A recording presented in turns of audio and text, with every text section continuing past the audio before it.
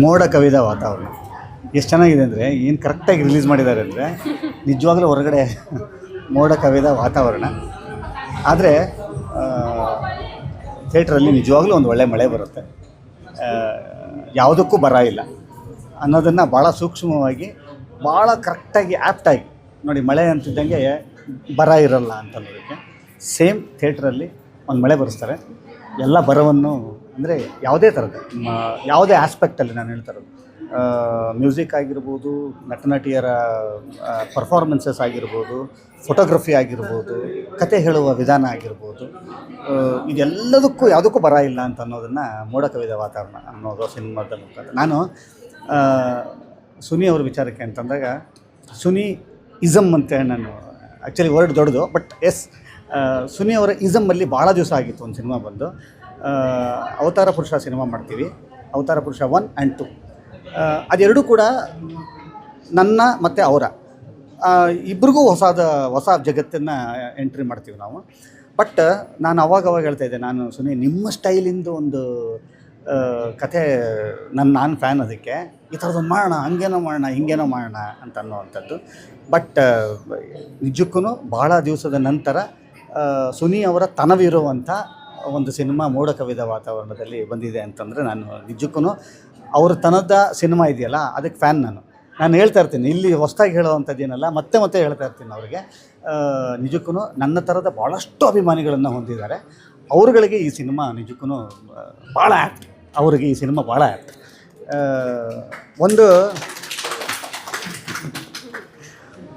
ನನಗೆ ಇದಾದ ನಂತರ, ಯಾವುದು ಅವತಾರ ಪುರುಷ ಆದ ನಂತರ ಒಂದಿಷ್ಟು ಕತೆಗಳನ್ನು ಹೇಳಿದ್ರು. ಒಂದು ಕಂಪ್ಲೇಂಟ್ ಇದೆ ನನಗೆ ಅವ್ರ ಮೇಲೆ. ಒಂದಿಷ್ಟು ಕತೆಗಳನ್ನು ಹೇಳಿದ್ರು, ನಾನು ನಿಮ್ಮ ಥರದ್ದು ಒಂದು ಸಿನಿಮಾ ಮಾಡಬೇಕು ಅಂತ. ಆದರೆ ಇಷ್ಟು ಚೆನ್ನಾಗಿರೋ ಕತೆ ಹೇಳಲಿಲ್ಲ ಅವರು. ಸತ್ಯ, ನಾನು ಪಿಕ್ಚರ್ ನೋಡ್ಬೇಕಾದ್ರೆ ಅಂದ್ಕೊಂಡು ಈ ಥರದ್ದು ಹೇಳಲಿಲ್ಲ ನನಗೆ ಅಂತ. ಭಾಳ ಚೆನ್ನಾಗಿ ಅಂದರೆ ಎಷ್ಟು ಮುತುವರ್ಜಿ ವಹಿಸಿ ಈ ಥರದೊಂದು ಕಥೆಯನ್ನು ಅವರು ಹೆಣೆದಿದ್ದಾರೆ. ಅದು ಭಾಳ ಕಷ್ಟ ರೀ ಈ ಕತೆ ಹೆಣೆದಿದೆ. ಯಾಕಂದರೆ ಏನನ್ನೋ ಗೆಸ್ ಮಾಡೋಕ್ಕೆ ಬಿಡ್ತಾರೆ, ಅದಲ್ಲ ಅಂತ ಹೇಳ್ತಾರೆ, ಮತ್ತು ಇನ್ನೇನೋ ಗೆಸ್ ಮಾಡೋಕ್ಕೆ ಬಿಡ್ತಾರೆ, ಅದಲ್ಲ ಅಂತಾರೆ, ಮತ್ತು ಕೊನೆಯಲ್ಲಿ ಅದಕ್ಕೊಂದು ಒಳ್ಳೆಯ ಕನ್ಕ್ಲೂಷನ್ನ ಕೊಡ್ತಾರೆ. ಈ ಥರದ ಸಿನಿಮಾ ಆ್ಯಕ್ಚುಲಿ ಪ್ಲಾಟು ತುಂಬ ಕೇಳಿದ್ರೆ ಕನ್ಫ್ಯೂಸಿಂಗ್ ಅನ್ನಿಸ್ಬೋದು, ಆದರೆ ಥಿಯೇಟ್ರಲ್ಲಿ ಕೂತಿರೋ ಒಬ್ರಿಗೂ ಕೂಡ ಕನ್ಫ್ಯೂಸ್ ಆಗೋಲ್ಲ. ಅಷ್ಟು ಚೆಂದ ಹೇಳುವಂಥ ಸ್ಟೈಲನ್ನು ಹೊಂದಿರುವಂಥವರು ಸುನಿ ಅವರು. ನಮ್ಮ ಚಿತ್ರರಂಗಕ್ಕೆ ಸಿಕ್ಕಿರುವಂಥ ಒಂದು ಆಸ್ತಿ ಅವರು, ತಪ್ಪಾಗಲ್ಲ ಅದು, ಸತ್ಯ. ತುಂಬ ದೊಡ್ಡ ಮನಸ್ಸು ನನಗೆ, ಇಡೀ ಟೀಮ್ನವ್ರಿಗೆ. ನಾನು ಏನೂ ಮಾಡಿಲ್ಲ ಈ ಸಿನಿಮಾದಲ್ಲಿ, ಆದರೂ ಕೂಡ ಕೃತಜ್ಞತೆಗಳು ಅನ್ನೋವಂಥ ಒಂದು ಟೈಟಲ್ ಕಾರ್ಡ್ನಲ್ಲಿ ನನ್ನ ಹೆಸರನ್ನ ಹಾಕ್ತಾರೆ. ನಾನು ಏನೂ ಮಾಡಿಲ್ಲ, ಇದು ಅವರ ದೊಡ್ಡ ಗುಣ. ಆ್ಯಕ್ಚುಲಿ ಇವತ್ತು ನಾನು ಇಲ್ಲಿ ಬಂದಿದ್ದೀನಿ ಅಂತಂದರೆ ಅವ್ರು ಒಳ್ಳೆಯ ಗುಣಕ್ಕೆ ಬಂದಿರುವಂಥದ್ದು. ಸಾರಿ, ನಾನು ಸ್ವಲ್ಪ ಜಾಸ್ತಿ ಮಾತಾಡ್ತೀನಿ, ಏನಕ್ಕೆ ಅಂದರೆ ಇದು ನನ್ನ ಟೀಮ್, ಇದು ನಾನೆಲ್ಲ ಮಾತಾಡಬೇಕು. ನಾನು ಆ್ಯಕ್ಚುಲಿ ಶೀಲಮ್ ಅವ್ರ ವಿಚಾರ ಹೇಳಬೇಕು ಅಂತಂದರೆ, ಅವತಾರ ಪುರುಷದಲ್ಲಿ ಪರಿಚಯ ಆಗ್ತಾರೆ, ಇವರು ಅದರಲ್ಲಿ ಅಸೋಸಿಯೇಟ್ ಆಗಿರ್ತಾರೆ. ನನಗೆ ದೇವರಣೆ ಗೊತ್ತಿಲ್ಲ, ಇವರು ಒಳಗಡೆ ಆ್ಯಕ್ಟಿಂಗ್ ಮಾಡೋದು ಒಂದು ಆಸೆ ಇದೆ ಅಂತ ಅನ್ನೋದು ದೇವರಣೆ ಗೊತ್ತಿರಲಿಲ್ಲ ನನಗೆ. ಅದು ಒಂದು. ಬಟ್ ಬರೀ ಆಸೆ ಅಷ್ಟೇ ಅಲ್ಲ, ಅದನ್ನು ಭಾಳ ಸೀರಿಯಸ್ ಆಗಿ ತೊಗೊಂಡು, ನನಗೆ ಬರೀ ಆಸೆ ಅಲ್ಲ, ಅದನ್ನು ಈಡೇರಿಸಬೇಕು ಅಂತ ಅನ್ನೋವಂಥದ್ದು ಶ್ರಮ ಇದೆ ಗೊತ್ತಾ. ಅದು ನಾನು ಕಂಡಂಥ ಒಂದು ಆಸೆ ಇರುವಂಥ ನಟ ಮತ್ತು ನಿರ್ದೇಶಕ, ಅಸೋಸಿಯೇಟ್ ಡೈರೆಕ್ಟರ್ ಶೀಲಮ್ ಅಲ್ಲ, ಪರಿಪೂರ್ಣವಾದಂಥ ನಟನೆ ಬಲ್ಲಂಥ ನಟ ಶೀಲಮ್ಮನ್ನು ಇವತ್ತು ನಾನು ಅಲ್ಲಿ ನೋಡಿದೆ, ಇವತ್ತು ಅಲ್ಲಿ ನೋಡಿದ್ದಂಥದ್ದು. ಯಾಕಂದರೆ ಅವ್ರ ಪರಿಶ್ರಮ ರೀ.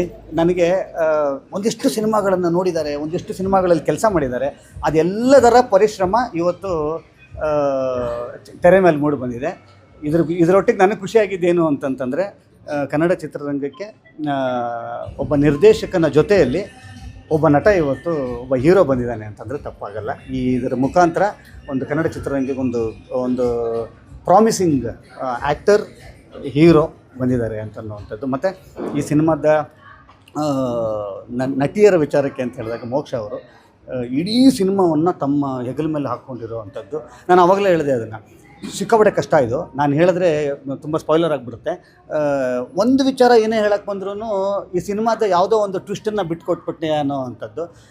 ಇವರು ಆ್ಯಕ್ಚುಲಿ ನಾನು ನಿಜವಾಗ್ಲೂ ಲೈಟಾಗಿ ಹೋಗುತ್ತೆ. ಸೆಕೆಂಡ್ ಹಾಫಲ್ಲಂತೂ ಇಡೀ ಸಿನಿಮಾದ ಭಾರವನ್ನು ಅವ್ರ ಶೋಲ್ಡರ್ ಮೇಲೆ ಹಾಕ್ಕೊಂಡು ಅದನ್ನು ಎಷ್ಟು ಚೆಂದ ನಾನೇನು ಹೊಸ್ದಾಗಿ ಹೇಳಬೇಕಾಗಿಲ್ಲ. ಕರೆಕ್ಟ್. ನಾನೇನು ಹೊಸ್ದಾಗಿ ಹೇಳಬೇಕಾಗಿಲ್ಲ. ಈ ಸಿನಿಮಾದ ರಿವ್ಯೂಸ್ ನೋಡಿ ನೀವು, ಎಷ್ಟು ಜನ ಇದನ್ನು ರಿವ್ಯೂ ಮಾಡಿದ್ದಾರೆ. ಅಷ್ಟು ಜನರು ಕೂಡ ಸ್ಪೆಷಲ್ ಮೆನ್ಷನ್ ಇವ್ರ ಬಗ್ಗೆ ಮಾಡಿರ್ತಾರೆ. ನಾನೇನು ಹೊಸ್ದಾಗಿ ಹೇಳಬೇಕಾಗಿಲ್ಲ. ಅದು ಈ ಸಿನಿಮಾಗೆ ಹೌದು, ಇನ್ನೂ ಜೋರಾಗ. ಓಕೆ ಫಸ್ಟಿಂದ ಮಾತಾಡ್ಬೇಕು ಈಗ. ಇಲ್ಲ ಓಕೆ ಅವ್ರಿಗೆ ಸಾರಿ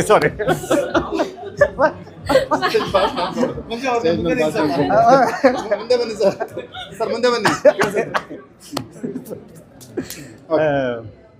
ಈಗ ತಾನೇ ಸಿನಿಮಾ ನೋಡ್ಕೊಂಡು ನಾನು ಎಲ್ಲಿದ್ದೆ ಅಂತ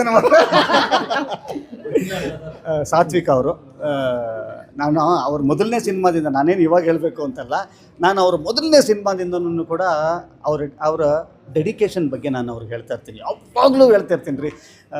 ಏನು ರೀ ನಿಮ್ಮ ಡೆಡಿಕೇಶನ್ನು ಅಂತ ಅನ್ನೋವಂಥದ್ದು ಆ್ಯಕ್ಚುಲಿ ಅವರ ರಕ್ತದಲ್ಲಿದೆ. ಈ ಸಿನಿಮಾ ಅಂತನ್ನುವಂಥ ಈ ಸಂಸ್ಕಾರ ಏನಿದೆಯಲ್ಲ, ಈ ಸಂಸ್ಕಾರ ಅವರ ಇಡೀ ರಕ್ತದಲ್ಲಿ ಅವರ ತಂದೆ ತಾಯಿಯವರಿಂದ ಬಂದಿರುವಂಥದ್ದು. ನಾವು ನಿಜಕ್ಕೂ ಕೂಡ ಅವರಿಂದ ಭಾಳಷ್ಟು, ಯಾಕಂದರೆ ತಂದೆ ತಾಯಿಯವರ ಜೊತೆಯಲ್ಲಿ ಇರುವಂಥ ಒಂದು ಸ್ಟಾರ್ ತಂದೆ ತಾಯಿಗಳ ಹೆಸರನ್ನು ಇಟ್ಕೊಂಡು ಒಬ್ಬ ನಟ ಆಗಿರ್ಬೋದು, ನಟಿ ಆಗಿರ್ಬೋದು, ಎಷ್ಟು ಲೋಡ್ ಇರುತ್ತೆ ಅಂತ ಅನ್ನೋವಂಥದ್ದು ನನಗೆ ಗೊತ್ತು. ಯಾಕಂದರೆ ನಾನು ಅದೇ ಥರದ ಬೆಳವಣಿಗೆಯಿಂದ ಬಂದಂಥವನು. ಅದನ್ನು ಅವರ ಹೆಸರನ್ನು ಉಳಿಸ್ಬೇಕು ಅಂತ ಅನ್ನೋವಂಥದ್ದು, ಅವ್ರ ಹೆಸರನ್ನ ಉಳಿಸೋದಷ್ಟೇ ಅಲ್ಲ, ಅವ್ರಿಗೆ ಇನ್ನೂ ಕೂಡ ಹೆಚ್ಚಿನ ಹೆಸರನ್ನ ತರುವಂಥದ್ದು ಮಾಡಿದ್ದೀವಿ. ಒಟ್ಟಾರೆ ಇದರ ನಿರ್ಮಾಪಕರಾದಂಥ ರಮೇಶ್ ಅವರು ಮತ್ತು ಶ್ರೀರಂಗ್ ಅವರು ಭಾಳ ಅಚ್ಚುಕಟ್ಟಾಗಿ ಏನೇನು ಕೇಳಿದ್ದಾರೆ, ಈ ಸಿನಿಮಾ ಏನೇನು ಕೇಳುತ್ತೆ ಅದೆಲ್ಲವನ್ನೂ ಕೂಡ ರಮೇಶ್ ಅವರಾಗಿರ್ಬೋದು, ಶ್ರೀರಂಗ್ ಅವರಾಗಿರ್ಬೋದು ಭಾಳ ನೀಟಾಗಿ ಇದು ಮಾಡಿದ್ದಾರೆ. ಇವ್ರದ್ದು ಇನ್ನೊಂದು ಭಾಳ ತುಂಬ ಚೆಂದ ಇದೇನು ಗೊತ್ತಾ ಅವ್ರದ್ದು ಕ್ರಾಫ್ಟ್ ಏನು ಗೊತ್ತಾ ಅವ್ರದ್ದು, ಮ್ಯೂಸಿಕ್ ಆಗಿರ್ಬೋದು, ಫೋಟೋಗ್ರಫಿ ಆಗಿರ್ಬೋದು, ನಟನೆ ಆಗಿರ್ಬೋದು, ಮತ್ತು ಕಥೆ ಆಗಿರ್ಬೋದು, ಇದೆಲ್ಲವನ್ನೂ ಕೂಡ ಬ್ಯಾಲೆನ್ಸ್ಡ್ ಆಗಿ ತೊಗೊಂಡೋಗುವಂಥದ್ದು ಅವರ ಕ್ರಾಫ್ಟು. ಈ ಸಿನಿಮಾದ ನಿರ್ದೇಶಕರು ಸುನಿ ಅವರಾಗಿರ್ಬೋದು, ಈ ಸಿನಿಮಾದ ನಿರ್ಮಾಪಕರು ರಮೇಶ್ ಅವರು ಮತ್ತು ಶ್ರೀರಂಗ್ ಅವರಾಗಿರ್ಬೋದು, ನಟ ನಟಿಯವರು ಇವರೆಲ್ಲ ಆಗಿರ್ಬೋದು. ಆದರೆ ಈ ಸಿನಿಮಾದ ಸೋಲ್ ಈ ಸಿನಿಮಾದ ಕತೆ, ಈ ಸಿನಿಮಾದ ಹೀರೋ ಈ ಸಿನಿಮಾದ ಕತೆ ಆಗಿರುತ್ತೆ. ಅದಕ್ಕೆ ಫುಲ್ ಮಾರ್ಕ್ಸ್ ಅವ್ರಿಗೆ. ಒಟ್ಟಾರೆ ಈ ಸಿನಿಮಾದ ಎಲ್ಲವನ್ನೂ ಕೂಡ ಒಳಗೊಂಡಿರುವಂಥದ್ದು ನಿಮಗೆ ಒಂದು 2 ಗಂಟೆ ಬೇರೆ ಲೋಕಕ್ಕೆ ಕರ್ಕೊಂಡು ಹೋಗುತ್ತೆ. ಇವತ್ತು ಬಂದಿರುವಂಥ ಸಿನಿಮಾ ನಿಮ್ಗೆ ಖಂಡಿತವಾಗ್ಲೂ ನಿಮ್ಮನ್ನು ಮನಗಳನ್ನು ಮುಟ್ಟುತ್ತೆ ಅಂತ ಅನ್ನೋವಂಥದ್ದು. ಸಿನಿಮಾ ದೊಡ್ಡ ಹಿಟ್ ಆಗುವಂಥ ಎಲ್ಲ ಚಾನ್ಸಸ್ಸು ನನಗೆ ಇವತ್ತು ಕಂಡು ಬಂದಿರುವಂಥದ್ದು. ಇದಕ್ಕಿನ್ನು ಮುಂದೆ ಬೇಕಾಗಿರುವಂಥದ್ದು ನಿಮ್ಮೆಲ್ಲರ ಪ್ರೀತಿ, ವಿಶ್ವಾಸ, ಆಶೀರ್ವಾದ. ಖಂಡಿತ ಈ ಥರ ಸಿನಿಮಾ ಮೇಲೆ ಇರಬೇಕು ಅಂತ ಅನ್ನುವಂಥದ್ದು ನನ್ನ ಕಳೆಯ ಪ್ರಾರ್ಥನೆ. All the best to the entire team.